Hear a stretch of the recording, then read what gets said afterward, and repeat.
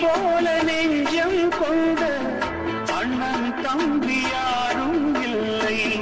தன்னை போல என்னை எண்ணும் நீயும் நானும் ஓர் தாய் பிள்ளை. தம்பி உங்கள் உள்ளந்தானே அண்ணன் என்று வாழும் இல்லை. ஒன்றாய் காணும் மானம் என்றும் ரெண்டாய் மாற நியாயம் இல்லை.